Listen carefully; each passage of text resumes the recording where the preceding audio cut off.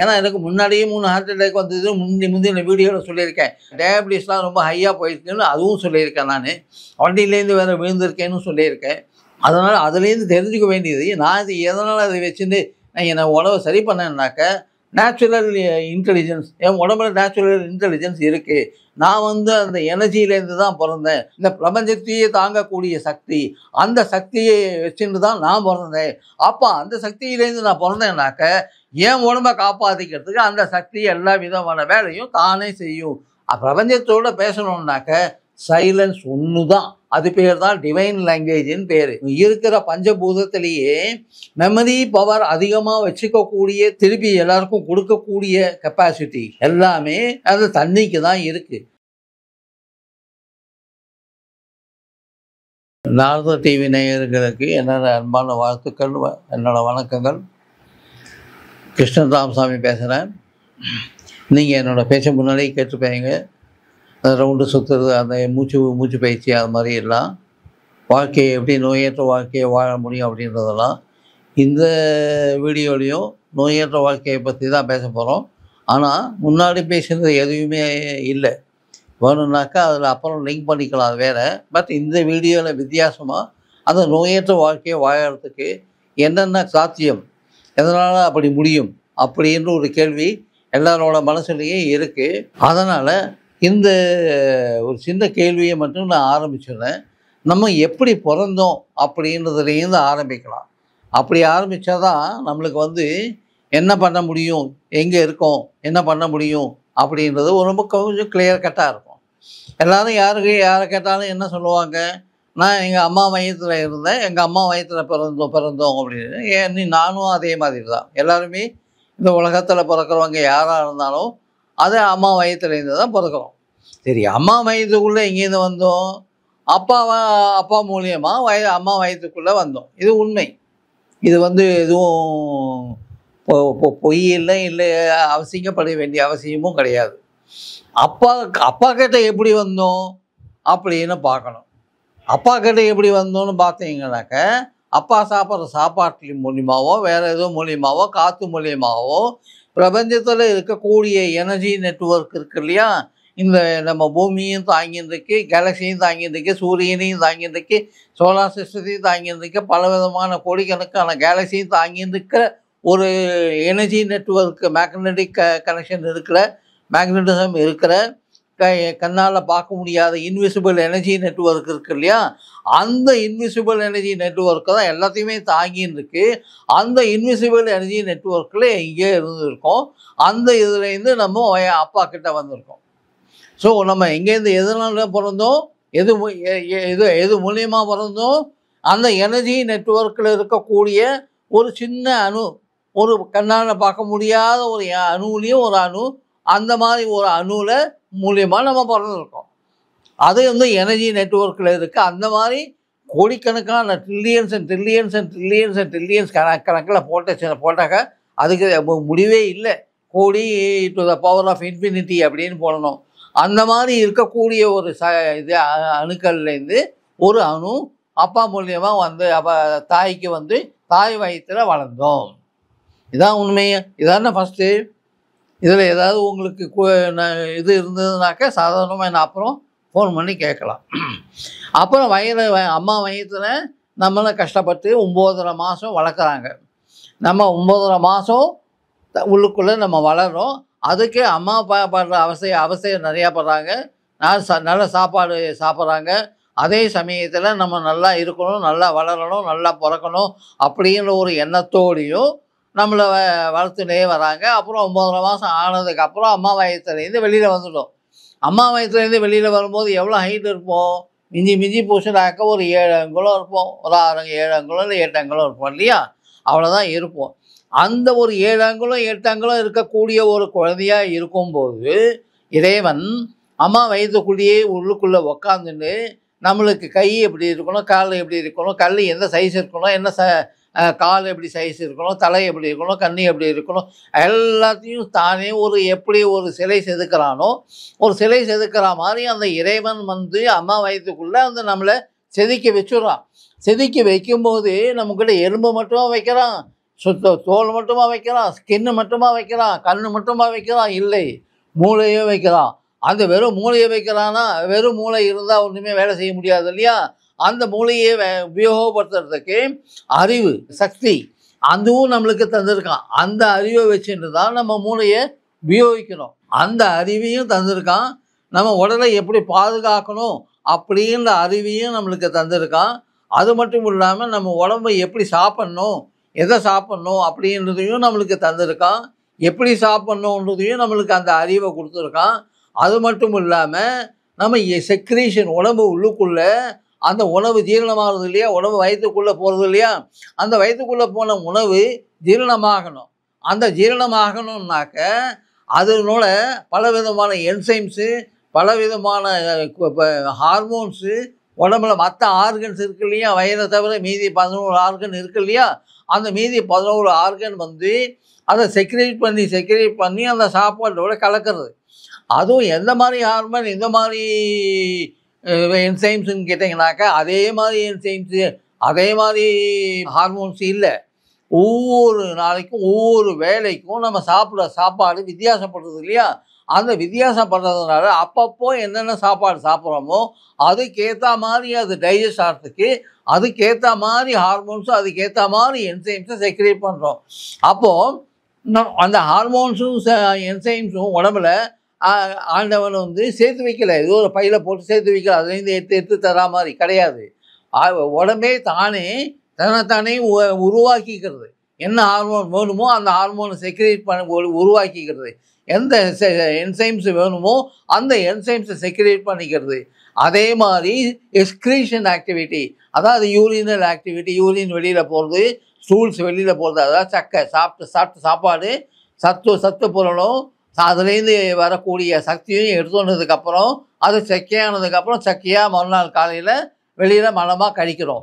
அதுவும் அந்த எக்ஸ்கிரீஷன் விஷயத்தை தனியாக கவனிக்கிறதுக்கு அதுக்கு தனியாக ஆர்கன்ஸு. அது மட்டும் இல்லாமல் ரொம்ப ரொம்ப முக்கியமானது பிளட் சர்க்குலேஷன். கிட்டத்தட்ட 1,00,000 டைம்ஸு ஹார்ட் பீட்டு ஒரு நாளைக்கு வருது. அது மட்டும் இல்லாமல் ஒரு நாளைக்கு 12,000 மைல், கொஞ்சம் நஞ்சனைங்க, ஒரு நாளைக்கு 12,000 மைல், அதை 24 வகுத்தாங்கனாக்க 5,000 மைல். 5,000 மைல் வந்து ஒரு மணி நேரத்துக்கு, அதுவே ஒரு நிமிஷத்துக்கு கணக்கு அப்ராக்சிமேட்டாக நம்ம பார்த்தாக்கா 60 வகுத்தாக்க அது வந்து 100 மைல்.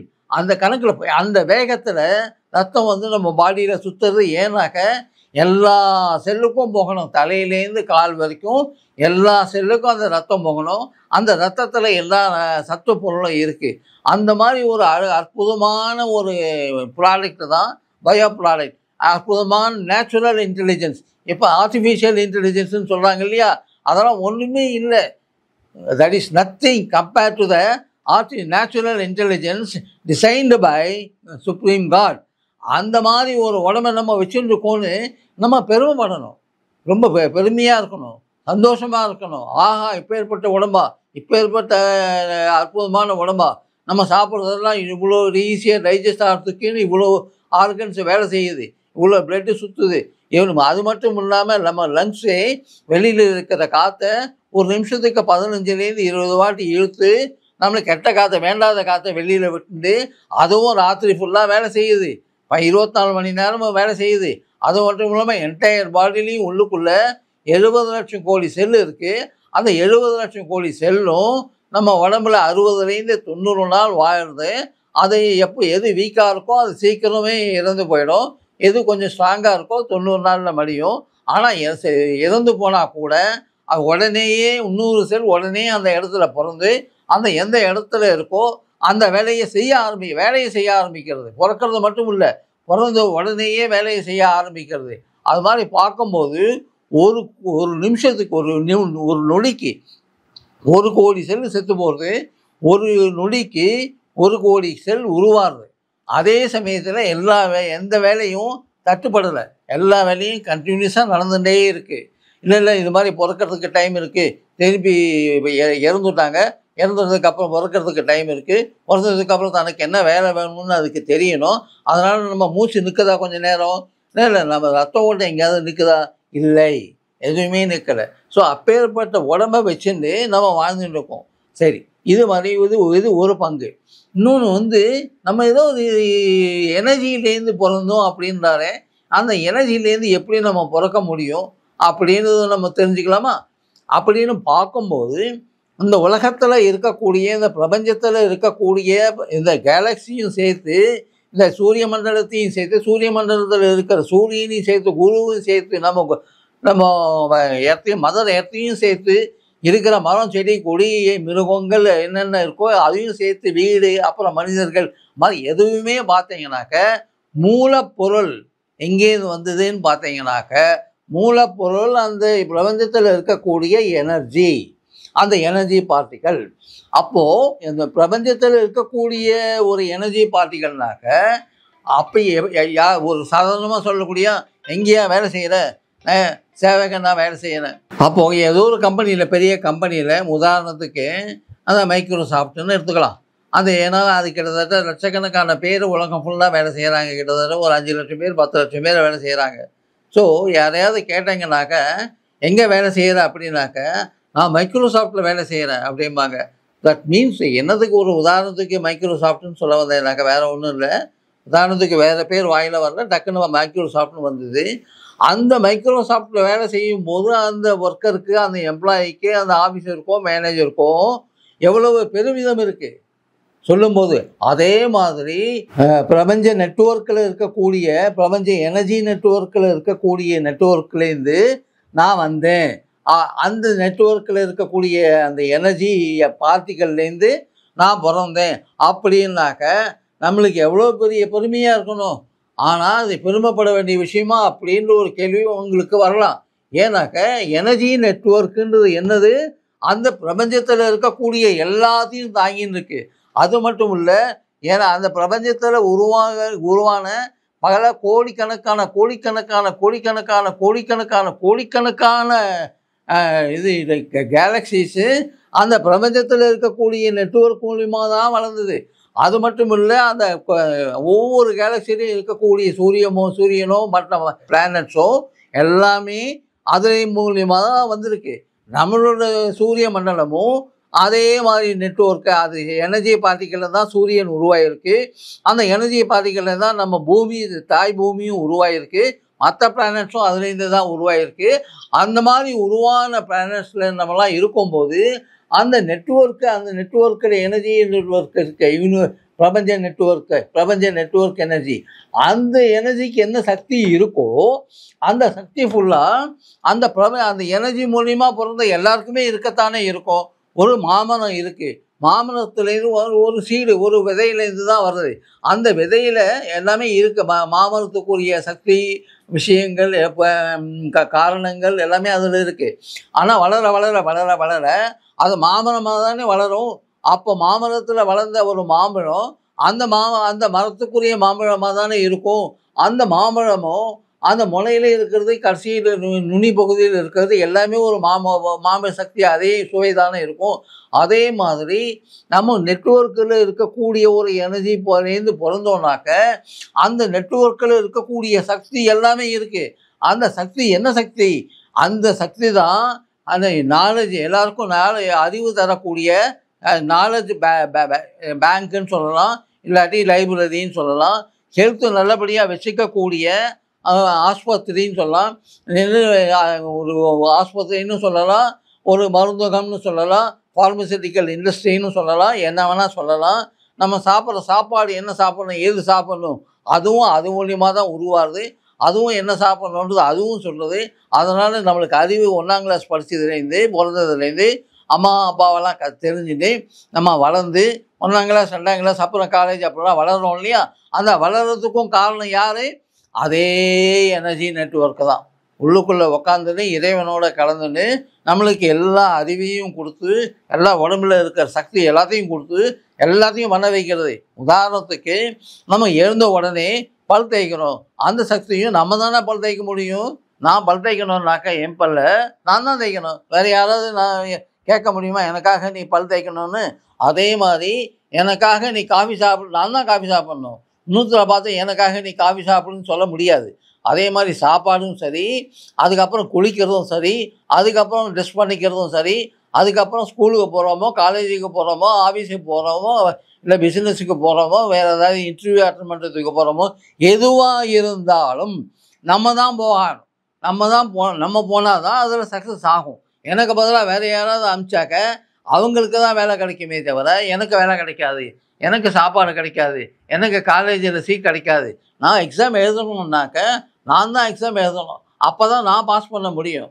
எனக்கு பதிலாக வேறு யாராவது எக்ஸாம் எழுதினாக்க நான் பாஸ் பண்ண முடியாது, ஃபெயில் தான் ஆகும். அதனால் அதை மட்டும் முக்கியமாக நம்ம எல்லாருக்கும் தெரிஞ்சுது. நம்ம நடந்து போகணும், மாடியில் ஏறணும், நம்ம தான் நடந்து போகணும், நம்ம தான் மாடியில் ஏறணும். நம்ம தான் ஃப்ளைட்டில் போகணுன்னா கூட நம்ம தான் ஃப்ளைட்டில் ஏறணும், நம்ம தான் ஃப்ளைட்டில் போகணும். ட்ரெயினில் போனாலும் சரி, நடந்து போனாலும் சரி, ஓடி போனாலும் சரி, பந்தயத்தில் கலந்துனாலும் சரி, பாஸ்கெட்பால் கற்றுனாலும் சரி, கிரிக்கெட் கற்றுனாலும் சரி, எது கற்றுன்னா ஆடணும்னா கூட நம்ம முயற்சி பண்ணி நம்ம பண்ணாதான் நம்ம ஜெயிக்க முடியும், ஆட முடியும், சக்ஸஸ் அடைய முடியும். அதை மனசில் வச்சுக்கோங்க. அது எல்லார் மனசுலையும் இருக்கு, எனக்கு நல்லா தெரியும். ஆனால் உடம்பு கெட்டு போச்சுனாக்க, உடம்புல ஏதாவது பிரச்சனைகள் வந்ததுனாக்க, எக்ஸ்டர்னலாக இல்லை இன்டர்னலாக, எக்ஸ்டர்னலாக வரும்போது ஏதோ ஒரு இன்ஜுரி, யாரோ கார் இடிச்சுட்டேன், இவன் இடிச்சுட்டான், அங்கே இடிச்சுட்டேன், அப்படி அதை சொல்லிடலாம். ஆனால் உள்ளுக்குள்ளேருந்து டெவலப் ஆகிற வியாதி இருக்கு இல்லையா, தைராய்டு சரியில்லைன்னு சொல்கிறாங்க, அப்புறம் கிட்னி சரியில்லைன்னு சொல்கிறாங்க, அப்புறம் டயபிட்டிஸ் வந்திருக்குன்னு சொல்கிறாங்க, கேன்சர் வந்திருக்குன்னு சொல்கிறாங்க, முட்டி சரியாக இல்லை அப்படின்னு சொல்கிறாங்க, கண் பார்வை சரியாக இல்லைன்னு சொல்கிறாங்க, காது சரியில்லை, காது சரியாக கேட்க மாட்டேங்குதுன்னு சொல்கிறாங்க, சரியாக பேச முடியல, தொண்டையில் ஏதோ அடைச்சிருக்கு, அப்படி தொண்டையை ஆப்ரேஷன் பண்ணணும்னு சொல்கிறாங்க. அது மாதிரி பலவிதமான நோய்கள் உள்ளுக்குள்ளே உருவாகிறதுக்கு, ஆஸ்மா மூச்சு விட முடியல, ஆஸ்மா வந்திருக்குன்னு கூட சொல்லலாம். ரத்த ஓட்டம் சரியில்லை, ஹார்ட் சரியில்லை, ரத்த ஓட்டத்தை சரி பண்ணணும்னு சொல்லலாம். இல்லை அங்கங்கே பிளாக் இருக்குது, அந்த பிளாக்கெல்லாம் ரிலீஸ் பண்ணணும் அப்படின்னு சொல்லலாம். நான் சொல்கிறது தப்புன்னு சொல்லலாம். எது வேணால், எது வந்திருக்கோ எது வரலையோ தெரியாது. ஆனால் நம்ம ஆஸ்பத்திரிக்கு போகும்போது ஏதாவது ஒரு வழி உண்டாகும்போது ஆஸ்பத்திரிக்கு போனாக்க இந்த மாதிரி சொல்லக்கூடிய வாய்ப்புகள் நிறையா இருக்குது இல்லையா.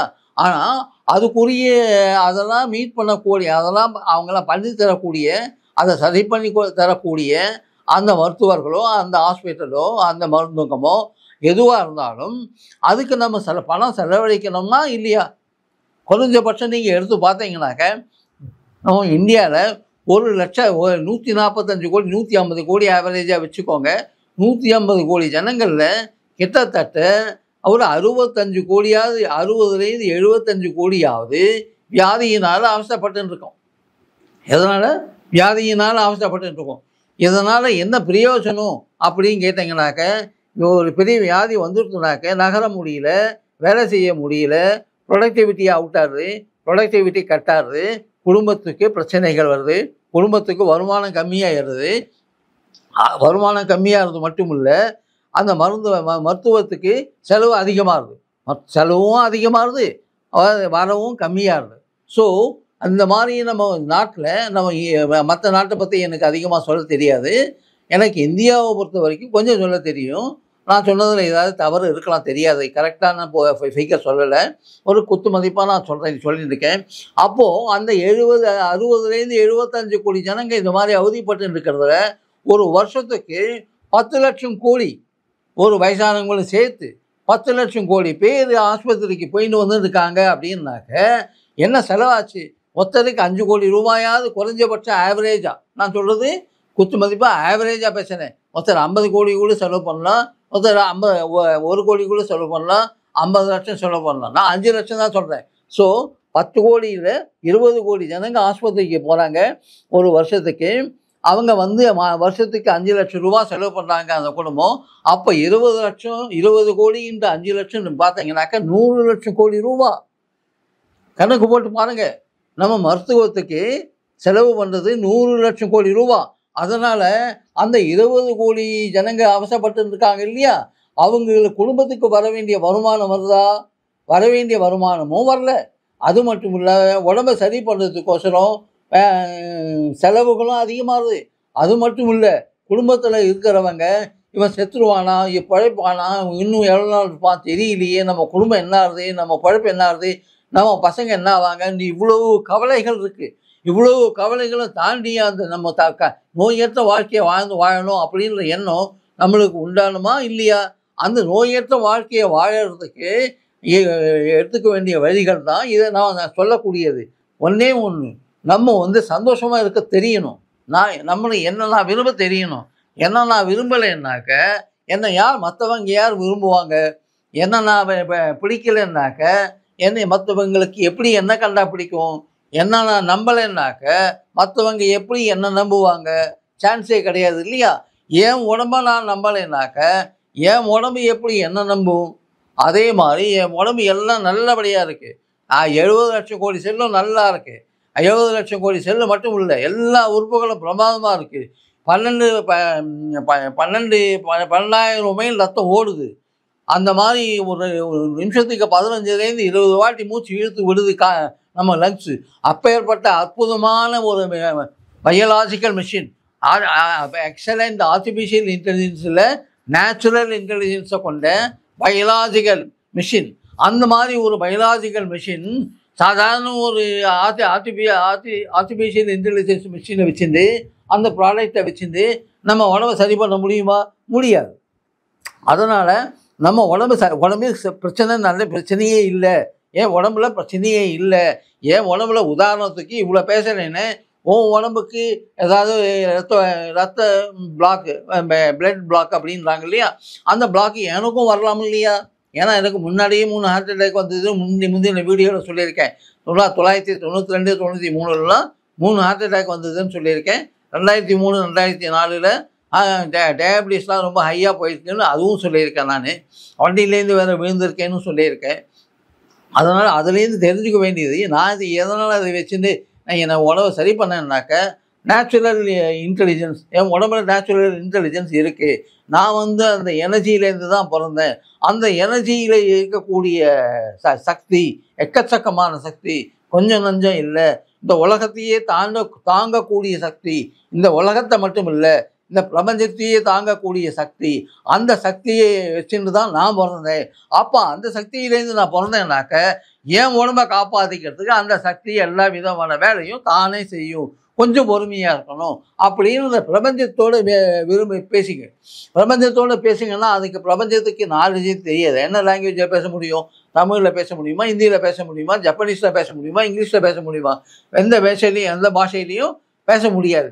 பிரபஞ்சத்தோடு பேசணுன்னாக்க சைலன்ஸ் ஒன்று தான். அது பேர் தான் டிவைன் லாங்குவேஜின்னு பேர். அந்த டிவைன் லாங்குவேஜ் என்னது? சைலன்ஸ். சும்மா உட்காந்துக்கோங்க. முடிஞ்சால் டெரஸுக்கு போங்க, முடிஞ்சால் வாசலில் இருக்கிற திண்ணைக்கு போங்க, ஓப்பன் ஸ்பேஸில் பாருங்கள். ஓப்பன் ஸ்பேஸில் எல்லாமே பிரபஞ்சம்தான். மேலே ரொம்ப தூரம் இருக்கிறது தான் பிரபஞ்சமே கிடையாது. நம்ம வெளியில் இருக்கக்கூடியதும் பிரபஞ்சம்தான். இதுவும் இந்த ரூமில் இருக்கக்கூடியதும் பிரபஞ்சம்தான். முடிஞ்ச வரைக்கும் வெளியில் இருக்கக்கூடியது, இல்லாட்டி டெரஸில் உட்காந்துட்டு கண்ணை மூடின்னு இருக்கலாம், கண்ணை திறந்துன்னு இருக்கலாம். பிரபஞ்சத்துக்கிட்ட உங்கள் ஃபீலிங்ஸ் மட்டும் வச்சுக்கோங்க.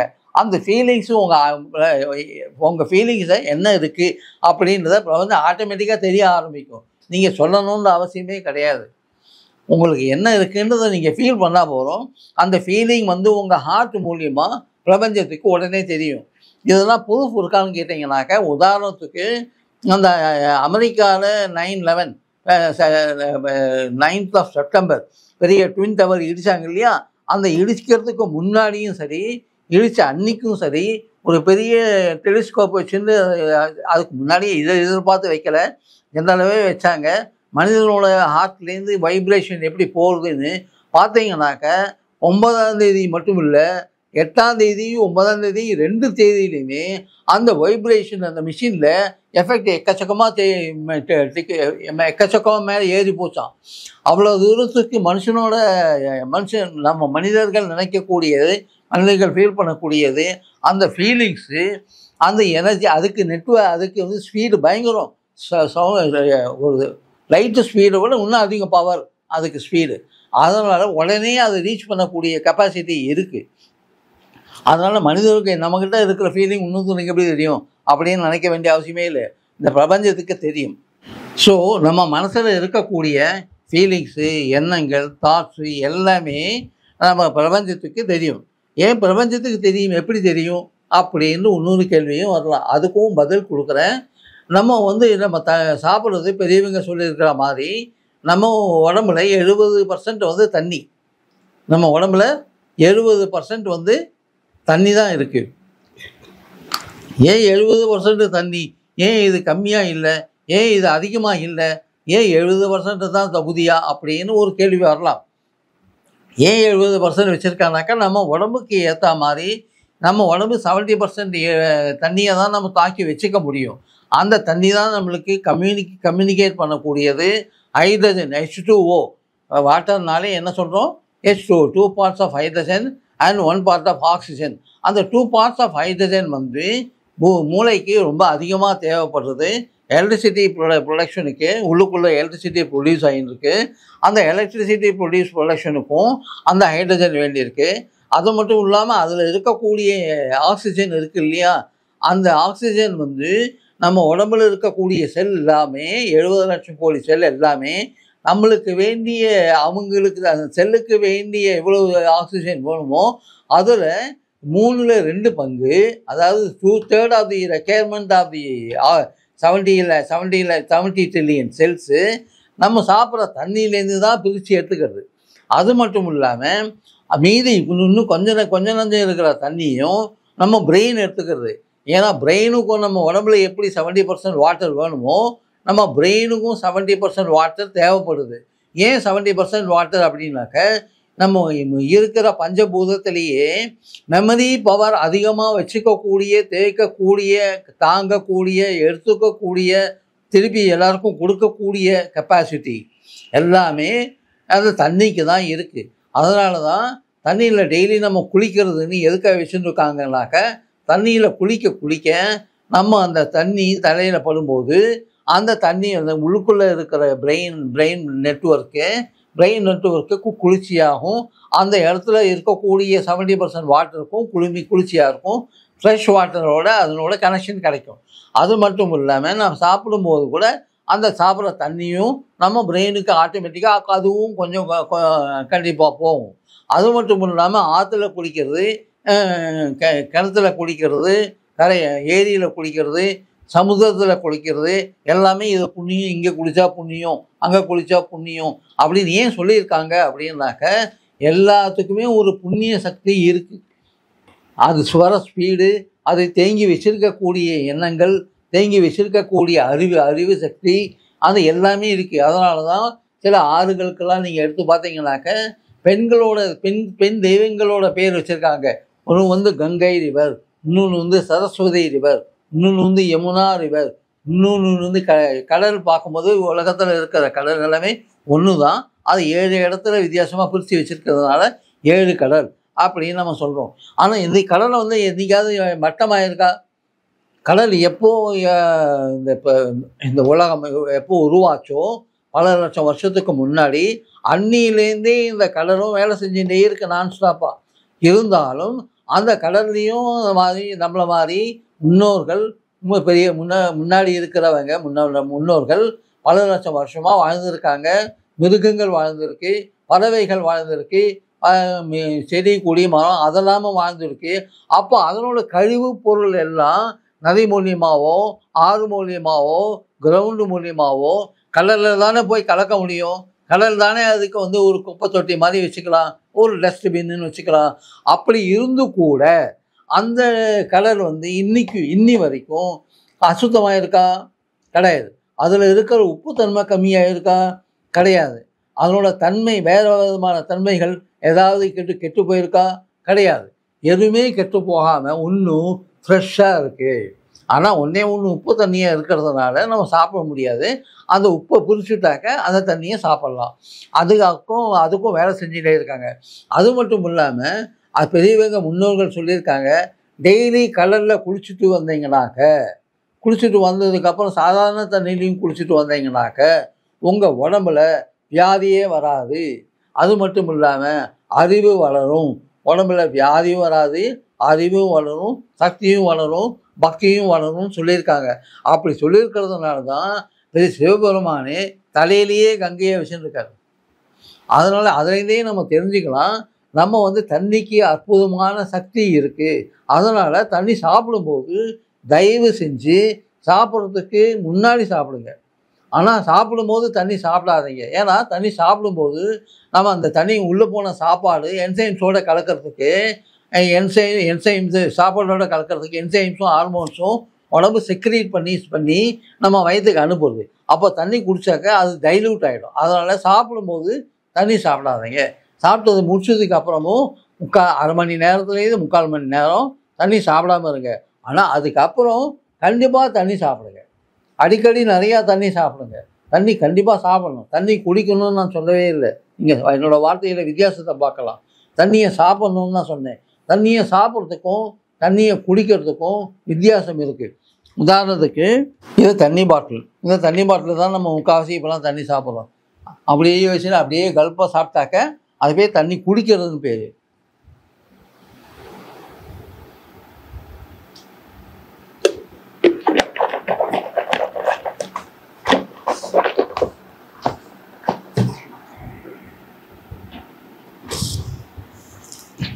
இந்த மாதிரி சாப்பிட்டாக்க இது பேர் சாப்பிட்றதுன்னு பேர். ஸோ தண்ணியை சாப்பிடணும். சாப்பிட்ணுன்னா என்ன அர்த்தம்னாக்க நம்ம உள்ளுக்குள்ளே சலைவா செக்ரேட் ஆகுது. அந்த சலைவாவோடு இது கலந்து சாப்பிடும்போது நம்ம அந்த தண்ணி சீக்கிரமாக நம்ம உடம்புக்கு எந்த பகுதியில் அதிகமாக தேவைப்படுதோ, எந்த பகுதியில் அதிகமாக உடனே தேவைப்படுதோ அந்த இடத்துக்கு உடனே போகும். அந்த இடத்துக்கு போய் நம்ம உடம்பை சரி பண்ணணும். அதனால் தண்ணி இருக்கிறதுக்குள்ளேயே ரொம்ப ரொம்ப முக்கியம். அதுக்குள்ளே ஒரு எனர்ஜி பேங்க்கே இருக்குது, ஸ்டோரேஜ் பேங்க் இருக்குது, எல்லாமே இருக்குது. தண்ணியில் எழுதி வச்சாக்க கண்டிப்பாக தண்ணியில் தான் எழுதி வைக்கணும்னு வேறு மாதிரி பேசுவாங்க, கிண்டல் பண்ணுவாங்க.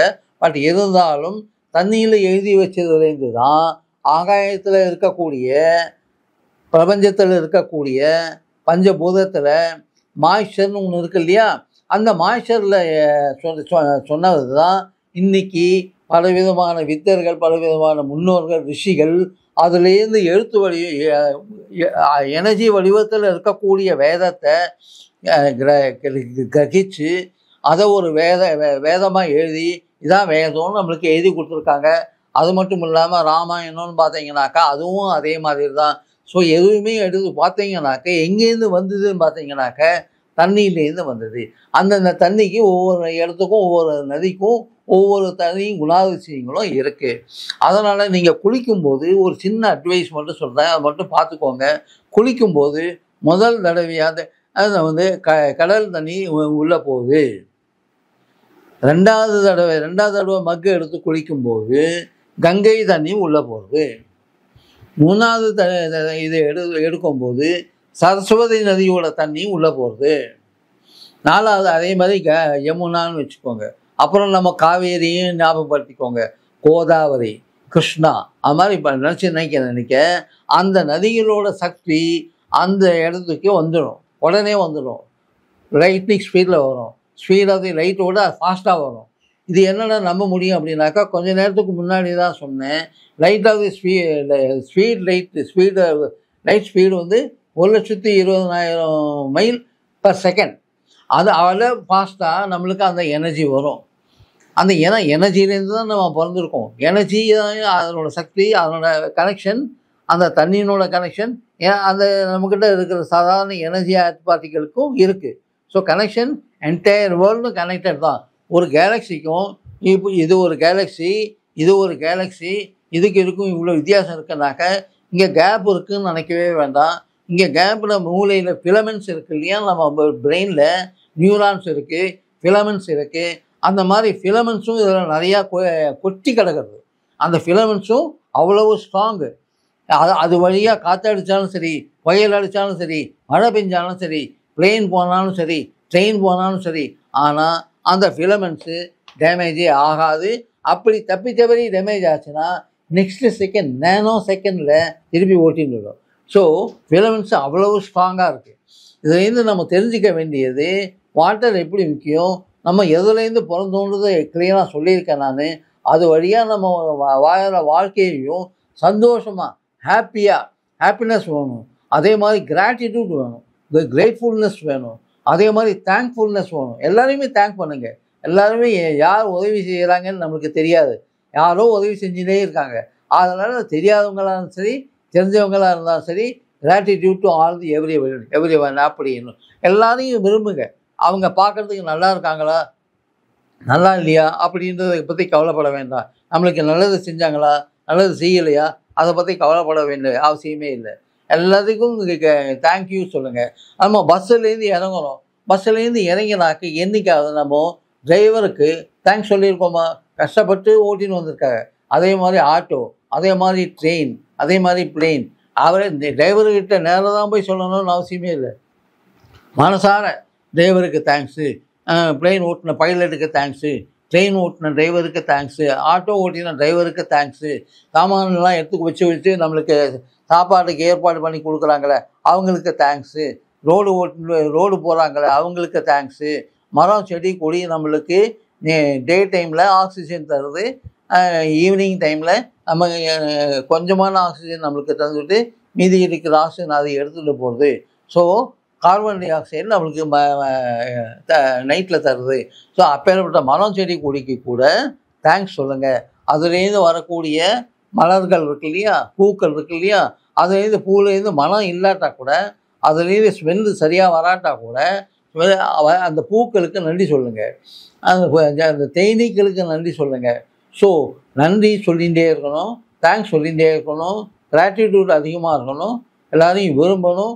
என்னன்னா விரும்பணும், ஃபஸ்ட்டு நம்மளை விரும்பணும், நம்மளை நம்பணும், நம்மக்கிட்ட ஸ்ட்ரென்த் இருக்குதுன்னு தெரியணும். என்ன காரணம்னு கேட்டாக்க எல்லாம் ஞாபகம் வச்சுக்கோங்க, இதை மட்டும் மறந்துடாதீங்க. நம்ம எங்கேருந்து பிறந்தோம்? தாய் வயிற்றுலேருந்து பிறந்தோம். ஆனால் தாய் வயிற்றுக்கு முன்னாடி நம்ம என்னவாக இருந்தோம்? ஒரு இன்விசிபிள் எனர்ஜியாக இருந்தோம். அந்த இன்விசிபிள் எனர்ஜியாக இருந்து அது எங்கே இருந்தது? அந்த இன்விசிபிள் எனர்ஜி பிரபஞ்சத்தில் இருக்குது. அப்போ பிரபஞ்சத்தில் இருக்குன்னாக்க அப்போ பிரபஞ்சத்தில் இருக்கக்கூடிய சக்தி ஃபுல்லாகவே அந்த சின்ன இரும்பு அந்த எனர்ஜி பார்ட்டிகள்லையும் இருக்குது. அப்போ அந்த பேர்பட்ட எனர்ஜி பார்ட்டிகள்லேருந்து தான் உள்ள ஃபார்ம் ஆகிருக்கு உள்ளுக்குள்ளே பாடி. அப்போ ஃபார்ம் ஆகிட்டே இருக்குது, உள்ளுக்குள்ளே க்ரோத் கொடுத்துட்டே இருக்குது. வெளியில் இருக்கிற எனர்ஜி நெட்வொர்க்கோட கனெக்ஷன் கொடுத்துட்டே இருக்குது, கனெக்ஷன் கம்ப்ளீட்டாக போயிட்டே இருக்குது, வந்துட்டே இருக்குது. வெளியில் போக வேண்டியது போயின்னு இருக்குது, வர வேண்டியது வந்துட்டே இருக்குது. பிரபஞ்சத்தை எப்போவுமே டெய்லி 2 வாட்டியாவது 3 வாட்டியாவது சும்மா ஒரு 5 மினிட்ஸ் நன்றி நன்றி நன்றி நன்றி நன்றி, வேறு ஒன்றுமே இல்லை. எந்த ஸ்லோகமோ சோஸ்திரமோ நான் ஒன்றும் சொல்லவே இல்லை. இது எந்த ஜாதிக்கோ மதத்துக்கோ சம்மந்தமே கிடையாது. ஜாதிக்கும் சம்மந்தம் கிடையாது, மதத்துக்கும் சம்மந்தம் கிடையாது. இது மனிதனுக்கு கொடுக்கப்பட்ட ஒரு அற்புதமான ஒரு என்னன்னு சொல்கிறது, அற்புதமான ஒரு பதிவு.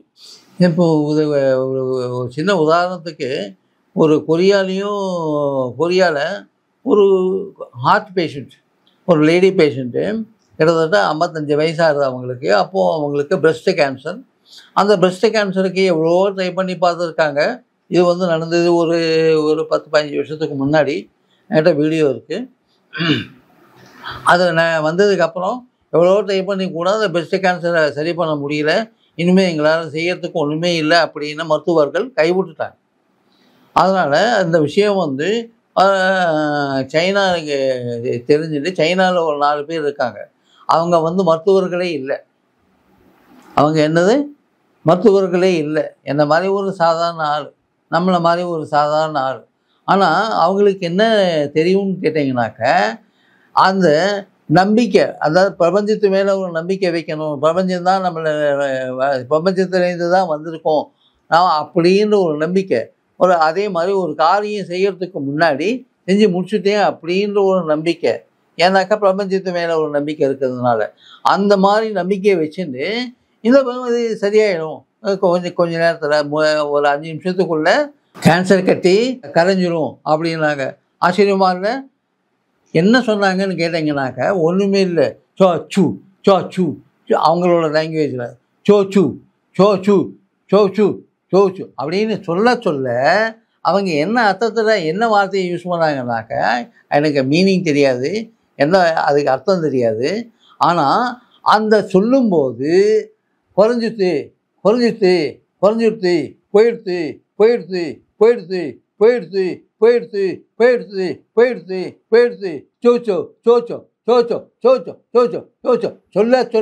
சொல்ல 4 பேர் சேர்ந்து சொல்ல 3 நிமிஷத்துக்குள்ளே அந்த கட்டி கரைஞ்சி போச்சுங்க. வீடியோ எடுத்துருக்காங்க.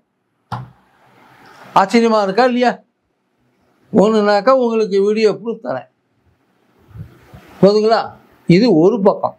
இன்னொன்று வந்து 1500 டிகிரி சென்டிகிரேட். எவ்வளவு? நம்ம இதெல்லாம் அம்மன் கோயிலெலாம் மீதி தீ மிதிப்பு விழா நடக்கும் இல்லையா?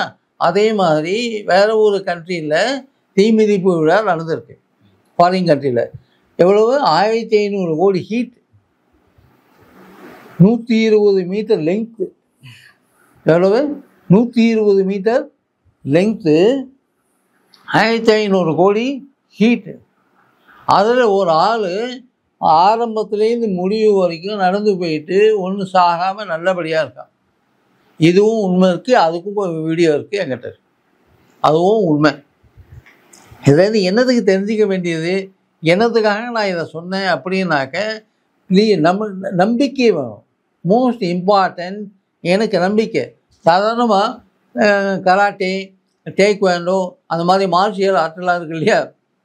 அந்த மாதிரி மார்ஷியல் ஆர்ட் இருக்கிறதுல நீங்கள் பார்த்தீங்கன்னாக்க, ஒரு பையன் வந்து ஒரு பையனோ ஒரு பொண்ணோ ஒரு 10 வயசு 11 வயசு பையனோ பொண்ணோ வச்சுக்கலாமே, நல்லா கற்றுக் கொடுக்குறாங்க. கிட்டத்தட்ட ஒரு 2 வருஷம் கற்றுக் கொடுப்பாங்க. இந்த பெல்ட்டு அப்படியே போய் ஒரு 3-4 வருஷத்தில் பிளாக் பெல்ட்டை கொடுப்பாங்க கடைசியில். அதாவது ஃபுல்லி அச்சீவ், அதாவது ஃபைனல் பாஸ், 100க்கு 100 அப்படின்ற மாதிரி ஒரு பெல்ட்டு கொடுப்பாங்க. அது மாதிரி என்னத்தை கற்றுக் கொடுக்குறாங்க அப்படின்னாக்க, அது கையாலேயே ஒரு கல்லை வெட்டுறது, கையாலேயே ஒரு பலகையை கட் பண்ணுறது. ஒரே அடி, அவ்வளோதான். ஒரு அடிக்கு மேலே கிடையாது. அப்படி இருக்கும்போது அது அதே மாதிரி காலாலையும் எட்டி உதைச்சி அந்த கல்லை உடைக்கணும். அதே மாதிரி இந்த பலகையும் உடைக்கணும். அந்த அளவுக்கு வரும்போது தான் அந்த பிளாக் பெல்ட்டு கொடுக்குறாங்க. என்னத்துக்கு கற்றுக் கொடுக்குறாங்க, என்ன மாதிரி பயிற்சின்னு நீங்கள் எடுத்து பார்த்தீங்கன்னாக்க, உடம்புல இருக்கக்கூடிய 70 லட்சம் கோடி செல் இருக்குதுன்னு சொன்னேன் இல்லையா? அது சின்ன பசங்களுக்கு 70 லட்சம் இருக்காது. ஒரு 30-40 லட்சம் கோடி தான் இருக்கும்னு வச்சுக்கோங்க. ஸோ 30-40 லட்சம் கோடி இருக்கிற செல்லை, அதுக்கிட்ட செல்லு மூமெண்ட்டை எடுத்துன்னு வரல கைக்கும் காலுக்கும். அந்த செல்லுக்கே தனி பவர் இருக்குது. செல்லு வந்து மூவ் ஆகாது. தங்கிட்ட இருக்கிற ஸ்ட்ரென்த்தை எந்த இடத்துக்கு அனுப்பணுமோ அந்த இடத்துக்கு அனுப்பும்.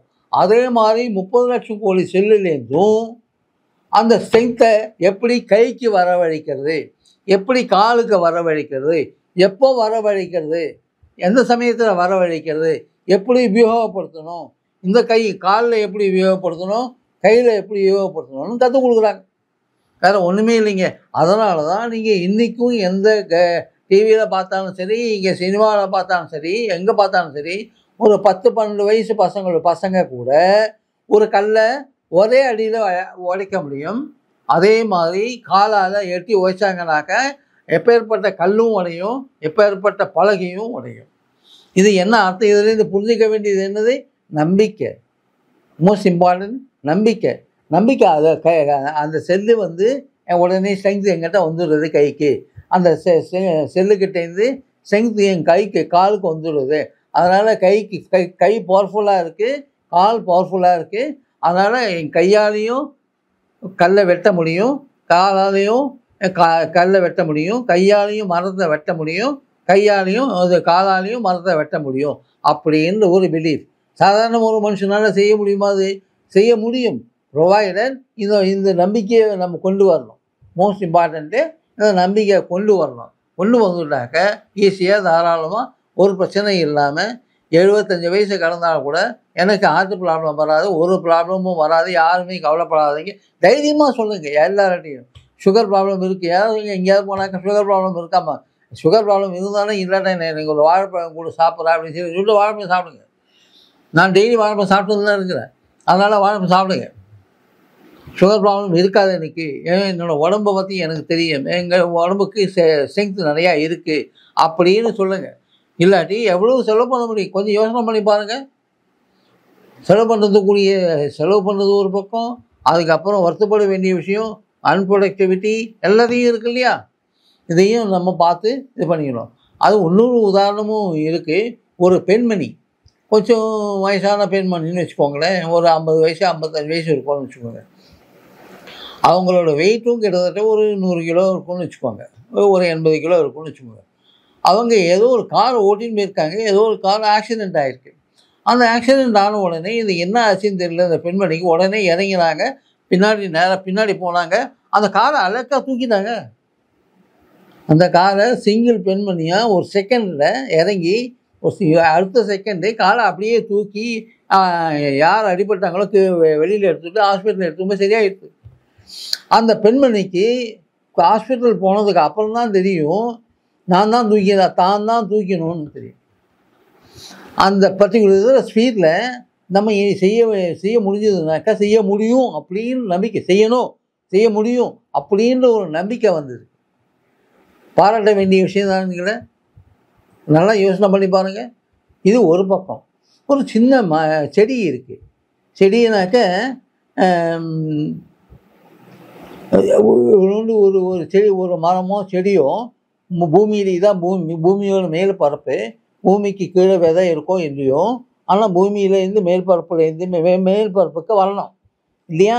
அந்த மேல் பரப்புக்கு வரத்துக்கு இவ்வளோண்டு சின்ன இலை இங்கே தான் மேலே வரும். எதை தொலைச்சுண்டு? பூமியை தொலைச்சுண்டு. பூமியை எது தொலைக்கிறது?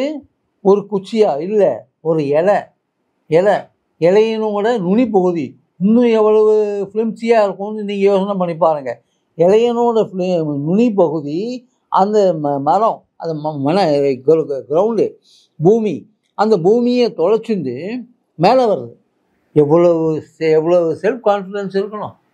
என்னால் மேலே வர முடியும், பூமியை தொலைச்சுண்டு மேலே வர முடியுன்றது மட்டும் இல்லை, பூமியை தொலைச்சுண்டு மேலே நான் மரமாக நிற்க முடியும், மேலே வளர முடியும், பல கிளைகளை நான் வளர்க்க முடியும், பல கிளைகளை வளர்ந்து பல இலைகளை உருவாக்க முடியும், பல இலைகளை உருவாக்குறது மட்டும் இல்லை, பல கனிகளை உருவாக்க முடியும், பல பழங்களை உருவாக்க முடியும், பல மலர்களை உருவாக்க முடியும்.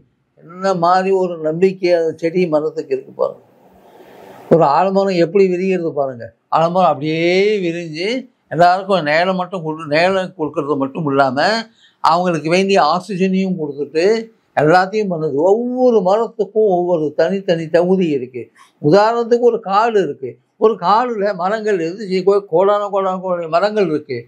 அந்த காடுக்கு யாருங்க போய் தண்ணி குத்துறாங்க, உரம் பாய்ச்சுறாங்க? யாராவது உரம் பாய்ச்சுறாங்களா? தண்ணி குத்துறாங்களா? ஏதாவது பண்ணுறாங்களா? ஒன்றுமே கிடையாது இல்லையா? ஆனால் அந்த மரங்கள், அந்த மரத்தில், அந்த மலையில் எப்படி வளருது? தானாக வளருது. இன்றைக்கும் கலிஃபோர்னியாவில், அமெரிக்காவில் கலிஃபோர்னியா ஏரியாவில் ரெட்வுட் ஃபாரஸ்ட்னு கூகுளில் தேடி பார்க்கலாம். ரெட்வுட் ஃபாரஸ்ட்னு தேடி பாருங்க. Redwood, RED, red would, WWD, redwood forest அப்படின்னு பாருங்கள். அதில் பார்த்தீங்கன்னாக்க கோடானி மரங்கள் இருக்குங்க, யாரும் வளர்க்கலை. அது மட்டும் இல்லை, இன்னொரு முக்கியமான விஷயம் என்னன்னு கேட்டிங்கனாக்க, ஒரு மரம் இன்னொரு மரத்துக்கு இடைஞ்சலாக இல்லை. ஒரு மரம் வளரும் போது இன்னொரு மரத்துக்கு இடைஞ்சலாக இல்லை. வளர்ந்த மரம் இன்னொரு மரம் வளர்கிறதுக்கு இடைஞ்சலாக இல்லை. எல்லாத்துக்கும் கேப் கொடுத்து எல்லாரும் வளரணும், குடும்பமாக இருக்கணும், கூட்டு குடும்பமாக இருக்கணும், சந்தோஷமாக இருக்கணும், ஒத்துமையாக இருக்கணும், பீஸ்ஃபுல்லாக இருக்கணும் அப்படின்ற ஒரு நினைப்போட ஒருத்தருக்கு ஒருத்தர் உதவி செய்யணும் அப்படின்ற நினைப்பில் அது வளர்ந்துட்டே இருக்குது. இன்னொன்று முக்கியமாக இந்த ட்ரீஸ் அண்ட் பிளான்ட்ஸ் விஷயமா சொல்லணுன்னாக்க, ஒரு நீங்களே கேள்விப்பட்டுங்க, பார்த்துருப்பீங்க. என்னன்னு கேட்டிங்கனாக்க, ஆடு மாடெல்லாம் அப்படி மேய்ச்சிட்டே வரும் இல்லையா?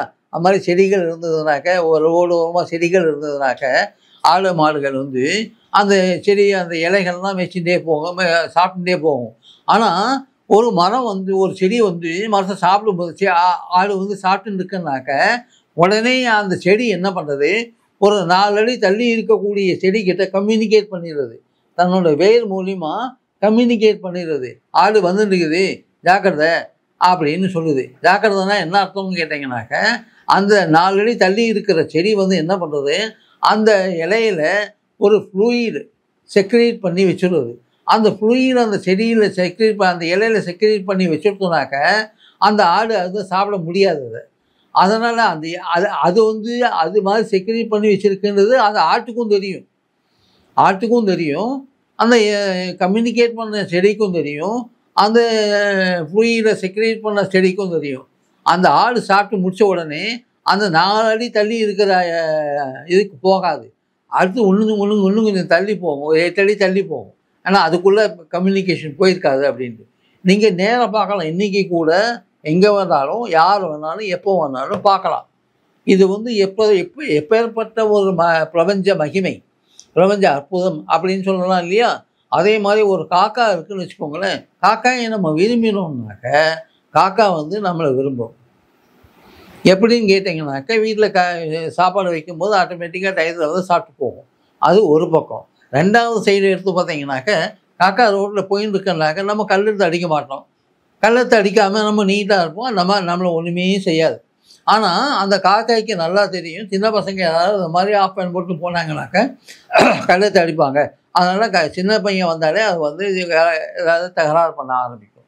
இது வந்து நாய்க்கும் பொருந்தும். நாயும் அதே மாதிரி தான், காக்காயும் அதே மாதிரி தான். ஆளை பார்த்து ஜட்ஜு பண்ணக்கூடிய கெப்பாசிட்டி அவ்வளோ அற்புதமான கெப்பாசிட்டி இருக்குது. இன்னொன்று சின்ன உதாரணம், தன் உடம்பு நான் காப்பாற்ற முடியும் அப்படின்றதுக்கு இதோட லாஸ்ட்டாக முடிக்கிறேன். ஒரு பேர்டு ஒரு பருந்து எடுத்துக்கோங்க. பருந்து வளர வளர வளர வளர வருஷம் அதிகமாக எனக்கு எப்படி பல்லு மோசமாச்சோ அதே மாதிரி அதுக்கும் கடித்து சாப்பிடக்கூடிய கெப்பாசிட்டி வீக் ஆகிடும். அப்போ கடித்து சாப்பிடக்கூடிய வீக் ஆகும்போது அது யாரோட உதவியும் எதிர்பார்க்காது. அதுக்கு உதவி செய்கிறதுக்கு யாரும் வரவும் மாட்டாங்க. அது என்ன பண்ணும், பட்டினி கிடந்தா கூட பரவாயில்ல, தன்னோட பல்லு வளரும், தன்னோட உள்ளுக்குள்ளே இருக்கிற கடிக்கக்கூடிய கெப்பாசிட்டி அதிகமாகும் அப்படின்ற ஒரு நம்பிக்கை அந்த பறவைக்கு இருக்குது. அந்த பறவைக்கு இருக்கிறதுனால ஒரு மரத்தில் உட்காந்துட்டு கொஞ்சம் எப்போ ஏதாவது சின்னதாக சாப்பிட முடிஞ்சால் சாப்பிடும், இல்லாட்டி கடிச்சு முடிச்சு சாப்பிட்ற மாதிரி இருந்ததுனாக்கா விட்டுட்டு சில மாதங்கள் வெயிட் பண்ணும். கண்டிப்பாக ஃபுல்லாக வெயிட் பண்ணதுக்கப்புறம் அதனோட சக்தி, கடிக்கக்கூடிய சக்தி உள்ளுக்குள்ளே அதுக்கு வளர ஆரம்பிக்கிறது. வளர ஆரம்பித்த உடனே திருப்பி பறந்து எந்த மீனை சாப்பிடணுமோ, எந்த மீனை கொத்தின்னு போய் சாப்பிட்றது. இதுவும் நீங்கள் வந்து நான் சொல்கிறேன் நம்ப வேண்டாம். நீங்களும் டிவியில் பார்க்கலாம், கூகுளில் பார்க்கலாம், எங்கே வேணால் பார்க்கலாம். நான் சொல்கிறது எல்லாமே உண்மை. எல்லாமே நீங்கள் எல்லாருமே இன்டர்நெட்டில் தான் இன்றைக்கி நம்புகிறாங்க. அதனால் இன்டர்நெட்டில் கூகுளில் போயோ யூடியூப்பில் போயோ நீங்கள் தைரியமாக போய் பார்க்கலாம். தேங்க்யூ.